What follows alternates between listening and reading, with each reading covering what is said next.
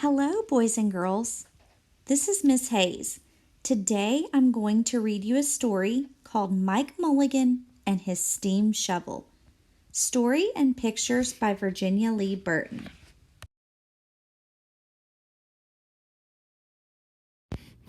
As you listen today, I want you to think about ways that you can retell the story after we are finished. Listen for important events, main character, setting, and plot. I also want you to notice sensory words as we read. Mike Mulligan had a steam shovel, a beautiful red steam shovel. Her name was Mary Ann. Mike Mulligan was very proud of Mary Ann. He always said that she could dig as much in a day as 100 men could dig in a week, but he had never been quite sure that this was true.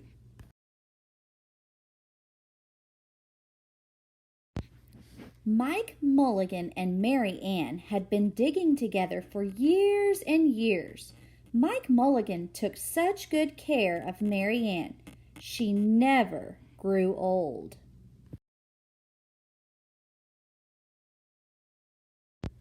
It was Mike Mulligan and Mary Ann, and some others, who dug the great canals for the big boats to sail through.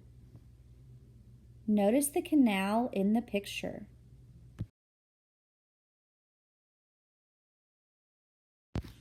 It was Mike Mulligan and Mary Ann, and some others, who cut through the high mountains so that trains could go through.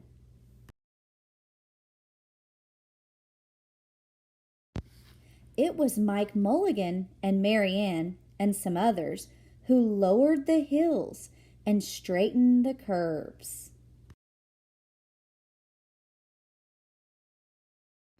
To make the long highways for the automobiles.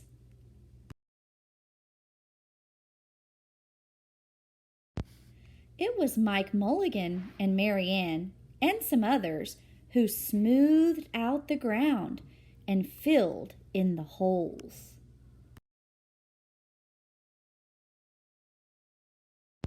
To make the landing fields for the airplanes.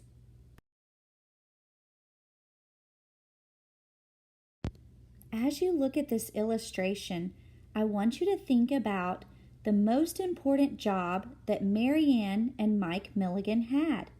Think about the impact they made on the people of the city.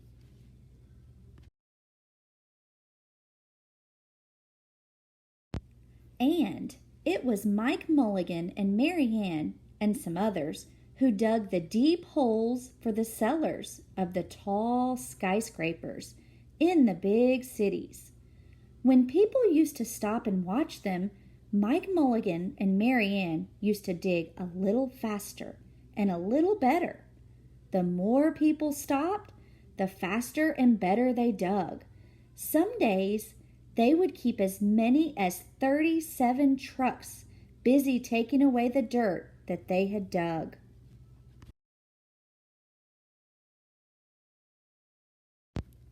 Then along came the new gasoline shovels, and the new electric shovels, and the new diesel motor shovels, and took all the jobs away from the steam shovels.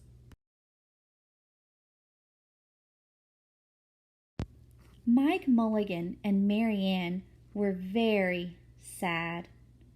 Boys and girls, I want you to look at the illustration and think about the problem in the story.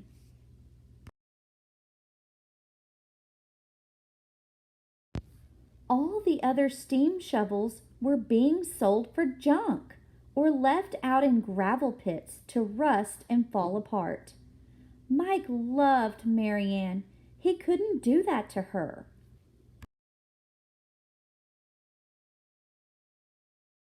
He had taken such good care of her that he could still dig as much in a day as 100 men could dig in a week. At least he thought she could, but he wasn't quite sure. Everywhere they went, the new gas shovels and the new electric shovels and the new diesel motor shovels had all the jobs. No one wanted Mike Mulligan and Mary Ann any more. Then, one day, Mike read in a newspaper that the town of Popperville was going to build a new town hall. "We are going to dig the cellar out of that town hall," he said to Mary Ann, and off they started.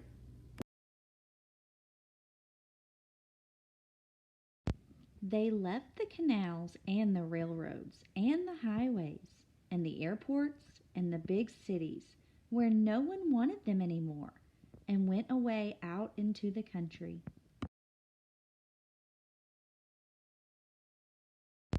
They crawled along slowly up the hills and down the hills till they came to the little town of Popperville.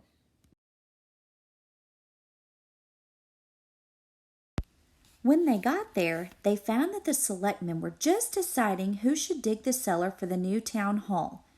Mike Mulligan spoke to Henry B. Swap, one of the selectmen.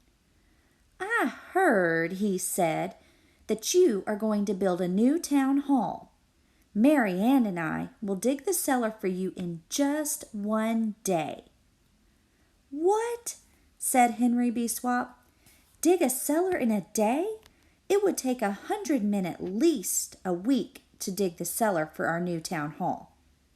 "Sure," said Mike, "but Mary Ann can dig just as much in a day as 100 men can dig in a week," though he had never been quite sure that this was true.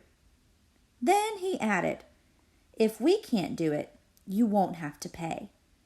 Henry B. Swap thought that this would be an easy way to get part of the cellar dug for nothing. So he smiled in a rather mean way and gave the job of digging the cellar of the new town hall to Mike Mulligan and Mary Ann.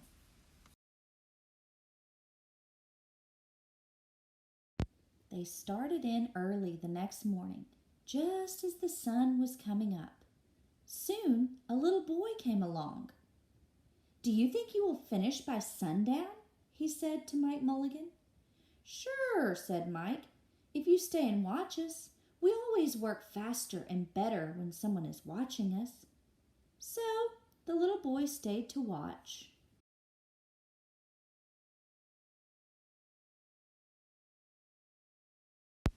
Then Mrs. McGillicuddy, Henry B. Swap, and the town constable came over to see what was happening, and they stayed to watch. Mike Mulligan and Mary Ann dug a little faster and a little better.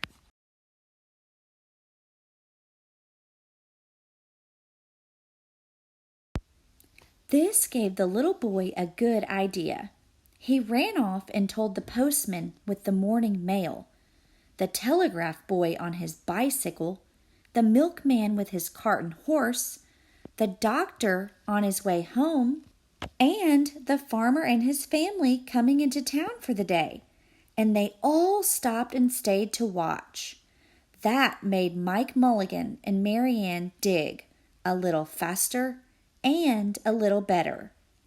They finished the corner neat and square, but the sun was getting higher.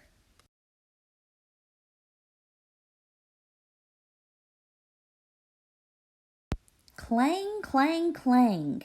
The fire department arrived. They had seen the smoke and thought there was a fire. Then the little boy said, "Why don't you stay and watch?" So the fire department of Popperville stayed to watch Mike Mulligan and Mary Ann. When they heard the fire engine, the children in the school across the street couldn't keep their eyes on their lessons. The teacher called a long recess and the whole school came out to watch. That made Mike Mulligan and Mary Ann dig still faster and still better.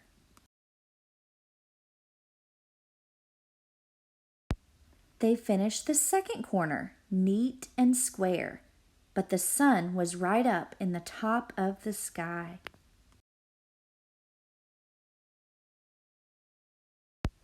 Now, the girl who answers the telephone called up the next towns of Bangerville and Bopperville and Kipperville and Copperville and told them what was happening in Popperville. All the people came over to see if Mike Mulligan and his steam shovel could dig the cellar in just one day. The more people came, the faster Mike Mulligan and Mary Ann dug. But they would have to hurry. They were only halfway through, and the sun was beginning to go down.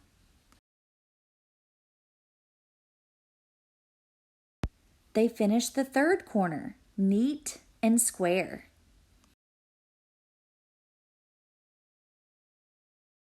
Never had Mike Mulligan and Mary Ann had so many people to watch them. Never had they dug so fast and so well. And never had the sun seemed to go down so fast. "Hurry, Mike Mulligan! Hurry, hurry!" shouted the little boy. "There's not much more time." Dirt was flying everywhere, and the smoke and steam were so thick that people could hardly see anything. But listen! Bing, bang, crash, slam, louder and louder, faster and faster.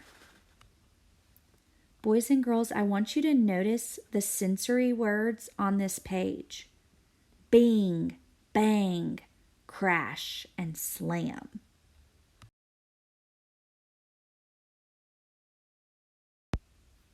Do you think Mary Ann and Mike Mulligan are going to finish the job?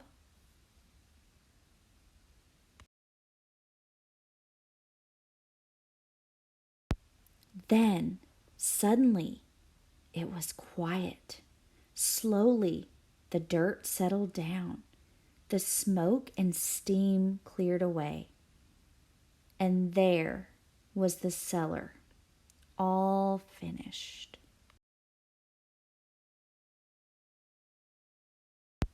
Four corners neat and square, four walls straight down, and Mike Mulligan and Mary Ann at the bottom. And the sun was just going down behind the hill. "Hooray!" shouted the people. "Hooray for Mike Mulligan and his steam shovel! They have dug the cellar in just one day."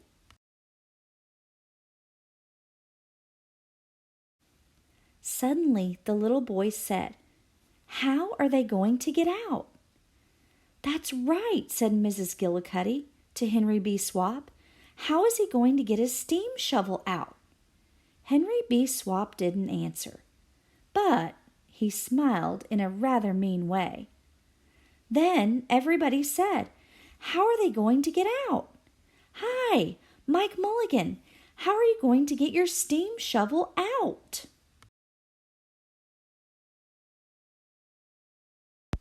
Mike Mulligan looked around at the four square walls and four square corners, and he said, "We've dug so fast and we've dug so well that we've quite forgotten to leave a way out."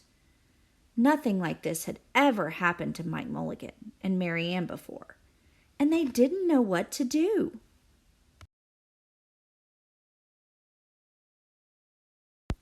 Nothing like this had ever happened before in Popperville. Everybody started talking at once, and everybody had a different idea, and everybody thought that his idea was best.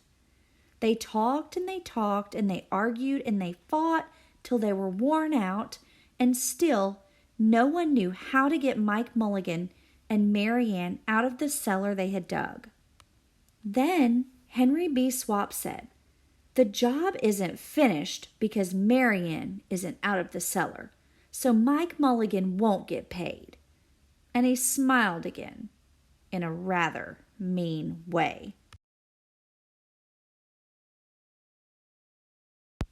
Now, the little boy, who had been keeping very quiet, had another good idea.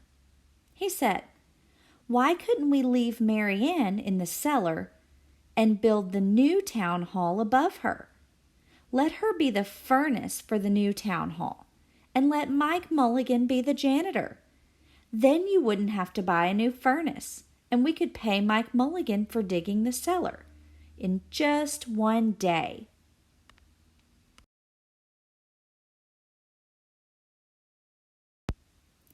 Why not? Said Henry B. Swap, and smiled in a way that was not quite so mean. Why not? Said Mrs. McGillicuddy. Why not? Said the town constable. Why not? Said all the people. So they found a ladder and climbed down into the cellar to ask Mike Mulligan and Mary Ann.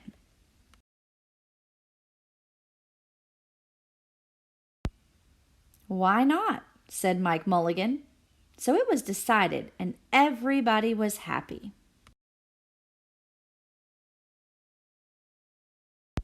They built the new town hall right over Mike Mulligan and Mary Ann. It was finished before winter.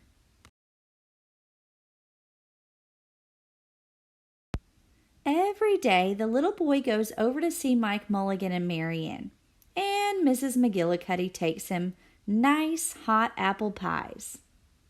As for Henry B. Swap, he spends most of his time in the cellar of the new town hall listening to the stories that Mike Mulligan has to tell and smiling in a way that isn't mean at all.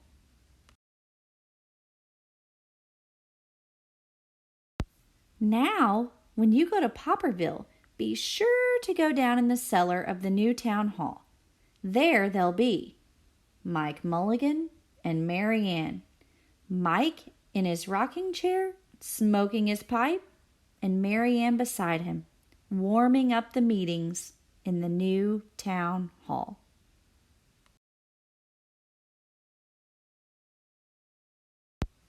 The end. Remember, boys and girls, to complete your seesaw assignment and also have some discussions with your parents about the story. Thank you for listening. Have a great day.